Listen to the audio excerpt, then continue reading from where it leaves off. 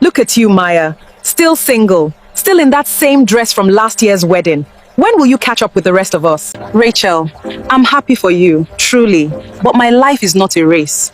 A race? Please. We all finished university the same year. I have a husband, a car, a house. You have what? Your small food business that barely pays rent? Rachel, I think you should stop talking now. Stop! I'm just looking out for you. Maya, I love you. That's why I'm telling you the truth. Time is not waiting for anyone. Maya had heard some version of that sentence at every wedding for 3 years. She had stopped counting how many times she had been asked. By her mother, by her aunties, by her friends, by strangers at church who did not even know her name. Every "so when is your turn" landed like a small verdict, dressed up as concern. She was 32, sleeping in her childhood room, working in her mother's kitchen. The smoke from the frying pan hit her face most mornings before her eyes were even open. Her mother had been frying food in that kitchen for 25 years. Maya had been helping her for 20 of them. She knew the weight of the frying pan in her hand, the way the oil spat when you dropped the onion in too fast, the particular silence that followed when a customer asked for extra pepper and you told them you could not give it for free. She also knew what people said about her, behind her back, in front of her face, at weddings, at church, at the market where she went to buy tomatoes. Maya is still single. What is wrong with that girl? Beautiful girl like that. She could have any man she wants. She is just too picky. Too picky. Please, the girl cannot even keep a man. How can you be 32 with no husband and no children? She heard it all. She swallowed it all. And she kept walking. Her friends were different. They had moved on. They had jobs. They had boyfriends. They had lives that looked like the ones they had all dreamed about in university. Maya had none of that in the way they meant it. What she had was a small table she set up outside her mother's food stand, selling rice and stew to office workers on their lunch break, and 3 days a week, a second job in the kitchen of a woman named Mrs. Okonkwo, who catered small events out of a rented space 3 streets away. It was not glamorous. It was not what she had imagined at 22. But it was hers, and it was the one place she was actually learning to cook the way she wanted to, not just the way her mother always had. 3 years after graduation, Maya was asked the same 4 questions so often she began to count them silently. When did you arrive? What did you study? Have you found work? When are you getting married? The last question always came quickly. It did not wait for the others to finish settling. It appeared sometimes before the congratulations, nestled between one sentence and the next, as though it was actually the point of the conversation, and everything before it was simply courtesy. She answered patiently. She smiled. She said, "One step at a time." The women of Surulere did not find this satisfying. It was Rachel who first said it plainly. Rachel had always been like that. She said things without softening, without apology, as though the truth was simply a piece of furniture she was rearranging. They were gathered in Faith's old bedroom, the 4 of them arranged across the bed and floor, the way they had been since secondary school. Tiffany stretched across the full length of the mattress. Faith sat cross-legged against the headboard. Rachel took the plastic chair she had dragged in from the parlor. Maya sat on the floor with her back against the wardrobe. It felt exactly like it used to, except that it didn't. "I'm not going to wait for a job to save me," Rachel said. A good man is the plan. That's the truth, and nobody wants to say it out loud. "I agree," Faith said. "I'm tired of the idea of struggling. If a man can provide a stable home, and I have peace, what exactly am I proving by staying single and suffering?" "You people are talking about peace and provision," Tiffany said. "I want life. I want to travel. I want fine things. I want a man who shows me off, because he's proud of what he has." "Exactly," Rachel said. Love is sweet, but love inside a fine house is sweeter. And love with no stress is the sweetest of all, Faith added. Maya listened. She had learned over the years that listening was not the same as agreement, and that silence was not the same as having nothing to say. Maya, you're too quiet, Rachel said. Say something. What do you think? I think we just got home, Maya said quietly. The room paused. See this girl? Rachel laughed. You think time is waiting for you. You think these men will be standing at the corner like taxis, available whenever you decide you're ready. I'm not saying that, Maya said. I'm saying there's a difference between choosing something and running to it because you're afraid. Fear, Rachel said. Nobody said anything about fear. We're being realistic. I just think deciding to marry because you're afraid of being left behind is different from deciding to marry because you're truly ready, Maya said. Fear doesn't make a good foundation. You'll understand when the pressure comes, Tiffany said. Right now, you're talking like someone who has never felt it. The pressure will come, Maya. It always comes. And it did. It arrived wearing the faces of aunties at church, who paused a second too long on Maya's ringless finger. It arrived in careful comparisons, dropped like pepper into soup. You know Rachel's younger sister, the one that graduated same time as you. She's already pregnant. Oh, husband is doing very well. They just bought land. It arrived in the voices of mothers who loved their daughters genuinely and were afraid for them sincerely, and could not separate that love from the particular fear this town had taught them since girlhood. That a woman unattached was a woman unfinished. Maya's own mother said it gently one evening, chopping vegetables beside her in the kitchen, not looking up, as though the words were meant for the bowl. I'm not saying rush, my daughter. I'm just saying, don't sleep. That's all I'm saying. Don't sleep. I'm not sleeping, Mama. Good. Because this life does not refund time. Maya nodded and said nothing more. She chopped another onion and let the silence sit between them, without feeling it. At Mrs. Okonkwo's kitchen that same week, Maya learned exactly how little room there was for not sleeping. Business had been slow for a month. Mrs. Okonkwo called her into the back kitchen on a quiet Tuesday afternoon, the smell of burnt sugar still hanging in the air from a dessert that hadn't set right. Business is slow, Maya. I have to cut somewhere. Maya's stomach dropped. This job was the one place she had left where she was building something instead of just surviving. She was not ready to lose it. Please, Mai, give me 2 weeks. I have an idea. 2 weeks of what? The Adeyemis were one of Mrs. Okonkwo's oldest clients, a family that booked her for every christening, wedding, and birthday among their relations.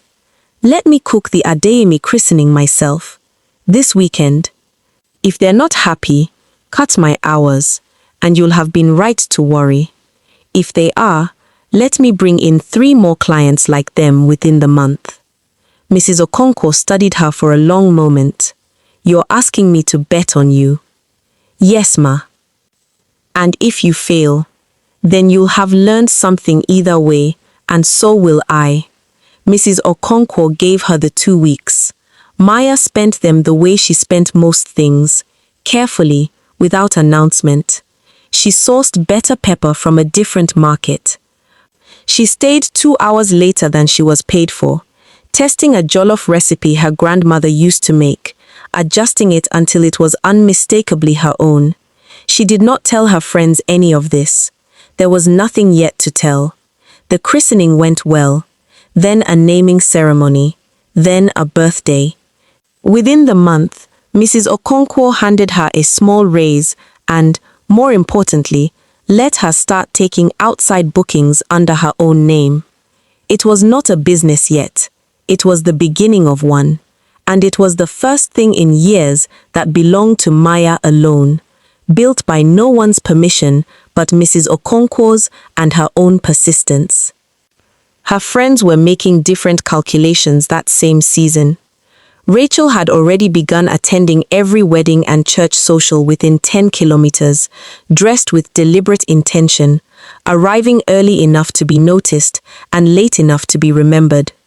Faith had started spending more time at her uncle's shop, not out of interest in the business, but because the men who came in were often the kind of men who were building something, a house, a future, a life they were ready to share.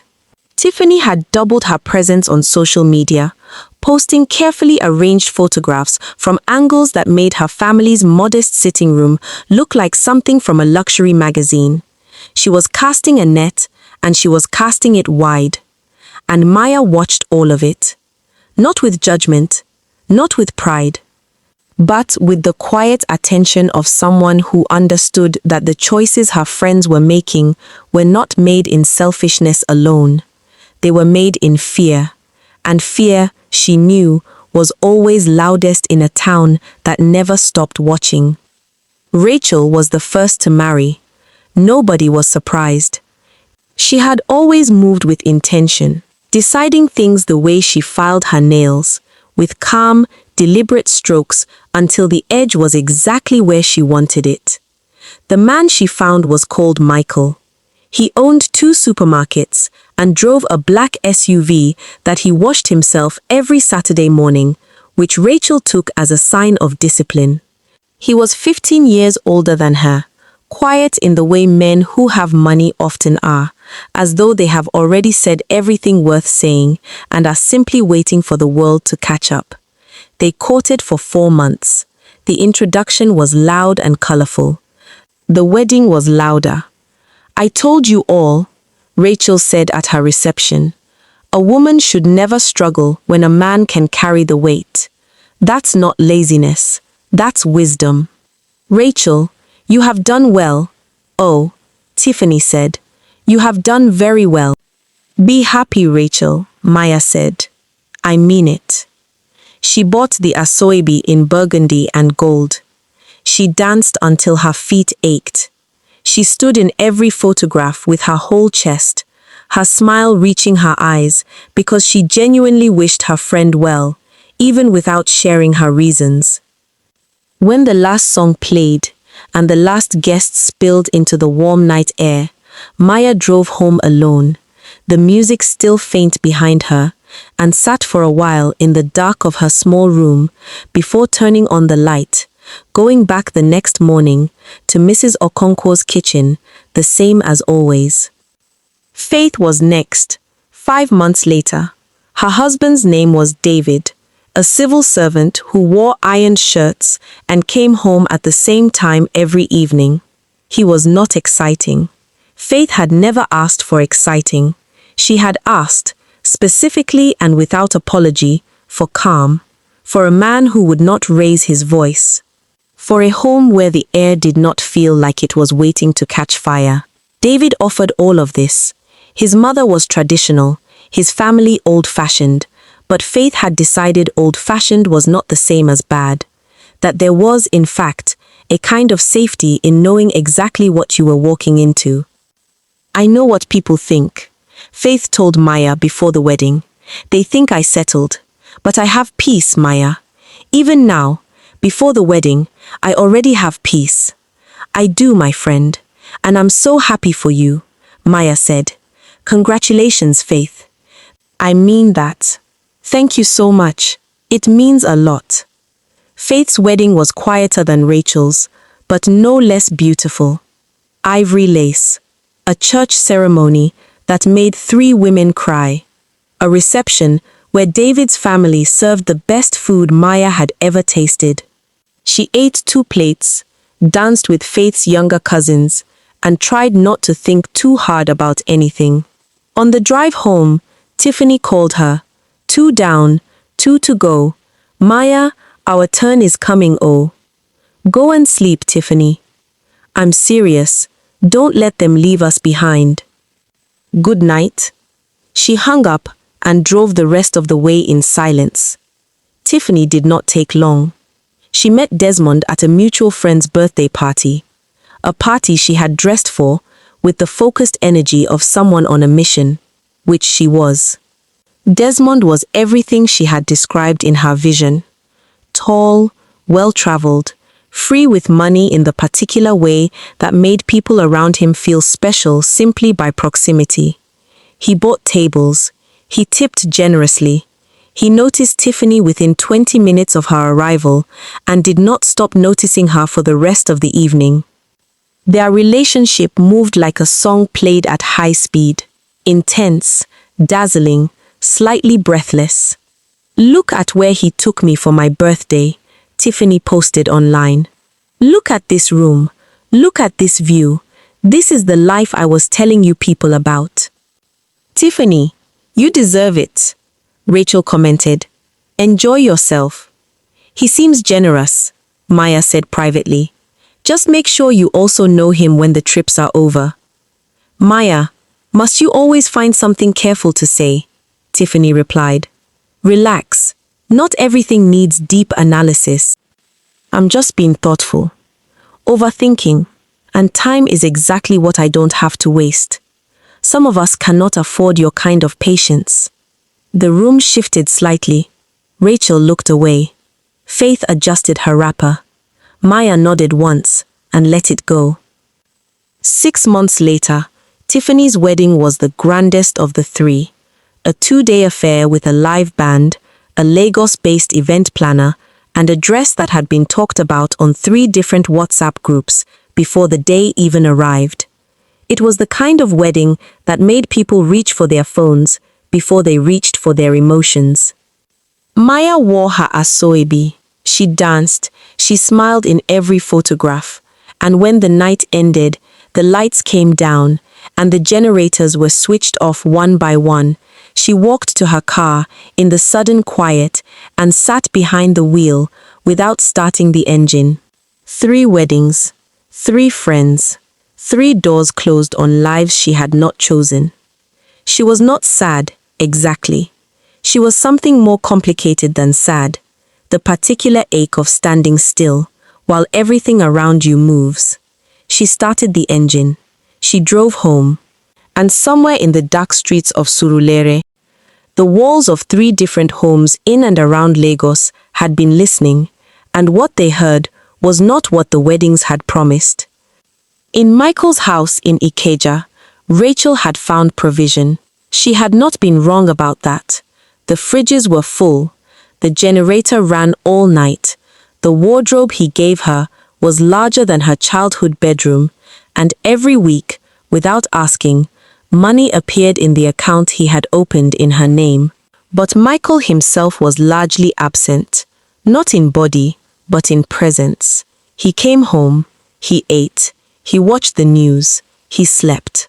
On weekends, he visited his mother, a formidable woman who had not entirely accepted that her son's home now had another woman at its center. He did not shout.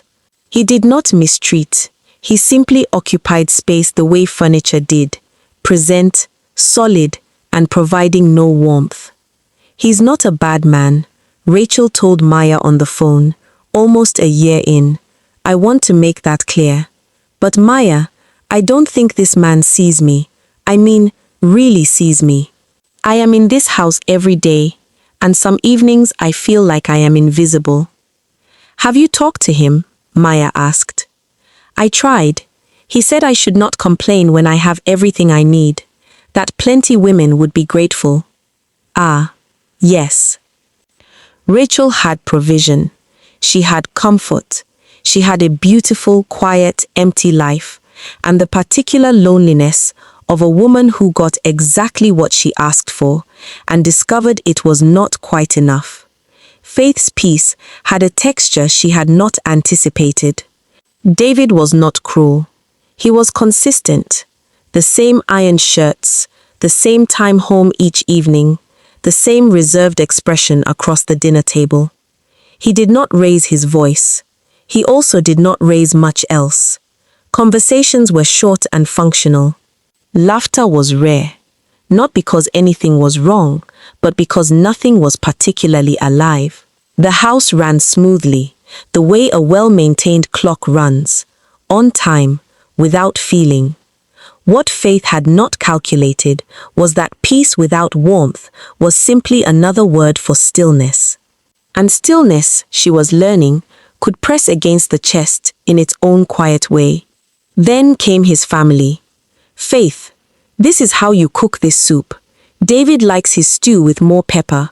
And the kitchen, I hope you clean here properly every day. Good afternoon, Mama. I'll take note. It has been 8 months. People are asking questions. You know what questions I mean. Faith's smile did not move. She had practiced that smile until it sat on her face, as natural as breathing. Later that night, she called Maya. I'm fine. I just called to hear your voice. Are you sure you're fine? The peace I have is real, Maya. I just didn't know peace could also be lonely. Please don't say anything wise right now. Just talk to me about something else. Anything else. So Maya talked about the christening, about the jollof recipe, about a client who tried to negotiate her fee down by exactly the amount she needed to buy new pots. She talked until she heard Faith's breathing slow and soften, and stayed on the line longer than she needed to, just in case. Tiffany's life shone the brightest on the outside, and ached the deepest within. Desmond was generous, the way shifting weather is generous, dramatic, all-encompassing, and entirely unpredictable. When he was present, the room filled with him. When he was not present, nobody knew exactly where he was or when he would return. His phone was always face down. His explanations were always smooth and slightly too complete, the way lies are when someone has practiced making them comfortable. I found a message on his phone. Tiffany told Maya. He said it was his cousin. I don't believe him. What did he say when you asked him directly? He laughed, said I was insecure, said I should be grateful instead of suspicious. Don't say it. I know what you're thinking, and don't say it. I just wanted the fine life, Maya. I didn't think it would come with all this. The Instagram posts, people commenting, saying they want my life, and I'm sitting here alone at 10 p.m., not knowing where my husband is. She laughed then, a short, broken sound that was nothing like her usual laughter. Maya did not say, I told you so, not once, not to any of them. She had learned that being right was a poor substitute for being present, and she had enough of her own uncertainty most nights not to feel superior about any of it. She stayed on the phone with Tiffany too, and kept working the following morning, and slowly, that work started to add up into something. 2 years in, her business had a name, Maya's Table, one hired assistant, and a small rented kitchen with a sign she'd paid a signwriter 3,000 naira to letter by hand. It was not an empire. It was not Instagram-worthy. But it was steady, entirely hers. And steady, she had learned, was its own kind of wealth. She was also at peace in the way she had come to understand peace. Not the absence of difficulty, but the presence of her own steady self within it. That was when David arrived. Not Faith's David, a different man entirely, brought into her orbit by a small, deliberate conspiracy between Rachel, Faith, and Tiffany, who, despite their own private unraveling, still believed collectively that Maya's aloneness was a problem requiring a solution. He was 41, successful, ready. He arrived at a family gathering Maya had been mildly tricked into attending, standing across the room with the quiet confidence of a man who had already been told she would be there. They were introduced. They spoke. He was intelligent and unhurried, and did not perform the way men often did when they were trying to impress. They tell me you run a catering business, he said. Yes, I do. Small events, mostly, but it's growing. That's wonderful. I've heard your food is excellent. Thank you. That means a lot. Then he asked her something that surprised her. Why are you in a hurry to marry? She blinked, then smiled. A real one. Who said I was in a hurry? They said you're ready. In this town, ready usually means hurry. I want to build something real, with someone real, he said. I'm not in a hurry. But I'm not pretending I'm not looking, either. They talked for another hour. When the evening ended, he said simply, the offer stands, whenever you're ready. And for the first time since coming home to Surulere, Maya felt something shift inside her. Not urgency, not fear. Something quieter and more dangerous. Hope. She went home and sat with it, carefully, the way you sit with something you're not yet sure you trust. Time in Surulere moved the way it always had, without permission and without apology. 3 years passed. And in those 3 years, the town that had watched 4 girls come home with degrees and dreams, watched something else unfold quietly. The slow, patient work of consequence. Because Surulere always watched, and Surulere never forgot. Rachel left Michael on a Thursday. Not dramatically, not with shouting or thrown plates. She packed 2 bags while he was at the supermarket, called a driver she trusted, and returned to her mother's flat with the dignity of a woman who had made her decision long before she acted on it. I thought provision was enough, she told Maya. I built my whole plan around provision, and it was there every single day. But Maya, a woman cannot live on provision alone. You're not a failure, Rachel. I feel like one. You made a decision with what you knew at the time. Now you know more. That's not failure. That's just living. I called you slow, Rachel said. I said that to your face and laughed about it behind your back. I need you to know that I know that. I know you know. I'm sorry. I know that too. Maya made her tea. She sat with her until the evening came, and Surulere grew loud with children and motorbikes, and Mama Eze arguing with a customer outside. She did not remind her of a single thing she had once said. She simply stayed. Because staying was what Rachel needed, and Maya had always been good at staying. Faith's unraveling was slower and less visible. David had not changed. That, ultimately, was the problem. Faith had spent 2 years convincing herself that stability was the same as love, until one morning she woke up and could not continue the argument. She called Maya on a Sunday afternoon. I think I made peace with the wrong things, she said. What do you mean? I wanted peace so badly that I made peace with things I should have questioned. His silence, his mother, the way he never once asks how I am and means it. 3 years, Maya, not once. What do you need right now? I need to start being honest about what this is. That's a good place to start. You never made us feel stupid, Faith said. Even when we were pushing you and laughing, you never once threw it back at us. You weren't stupid. You were afraid. We were all afraid of something. What were you afraid of?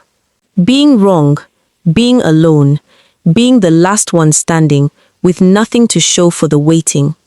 But you waited anyway. I waited anyway. Tiffany's truth arrived the loudest, the way Tiffany herself had always arrived. Desmond had not been faithful. This was confirmed not once, but repeatedly across 18 months, by evidence she could no longer explain away. The last incident involved a woman who called the house phone directly, an act so brazen that Tiffany almost respected the audacity of it. She left within a week. The apartment, the trips, the carefully curated life, she left all of it and moved into her sister's flat with 2 suitcases and the quiet devastation of someone who had paid an extremely high price for a lesson she could not return. She called Maya at 2 in the morning. I know it's late. I just needed to hear your voice. You always sound like everything is going to be okay. Everything is going to be okay. I was so mean to you, Maya. I called you slow. I said you didn't understand life. I said time was passing you by. Tiffany, no. Let me say it. I looked down on you, and now look at me, 2 a.m., crying in my sister's spare room, and I'm on the phone with you. That's all that matters right now. Why are you not angry with us? Because anger would mean spending energy on the past, and I have a future I'm still building. You and David, among other things. She did not say more than that, not even to Tiffany. But a few weeks later, in the quiet of her own kitchen, after the last client had gone home, David finally asked her the question he had been circling for months. He proposed sitting on a small plastic chair that was too short for him, holding a ring chosen specifically for her taste, not for show. I know who you are, Maya, he said, not who I want you to be, who you actually are, and I would like to build a life with that person. If she'll have me, she did. Their wedding was quiet and deliberate and entirely theirs, no competition with anyone's vision. No performance for Suruler, just two people who had chosen each other with open eyes and enough time to be sure.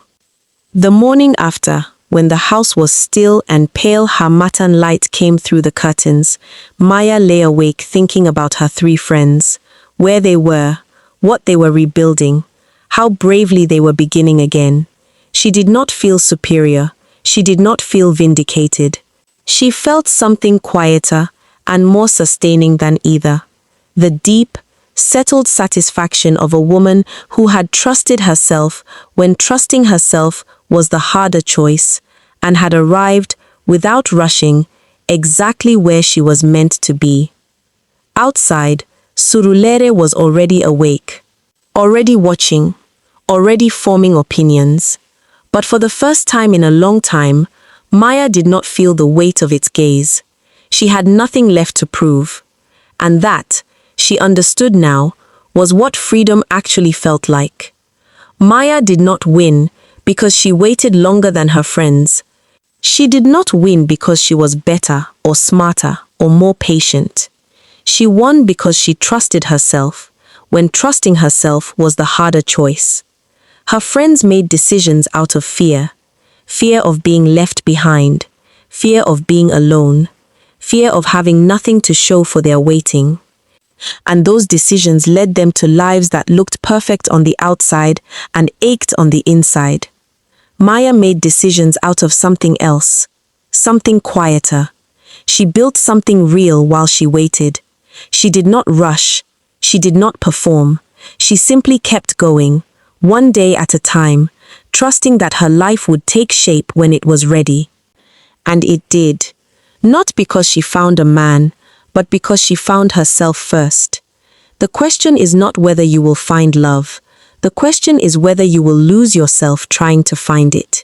See you in the next story. Thanks so much for watching, everyone. If you like this, please hit that like button, subscribe, and click the bell for notifications.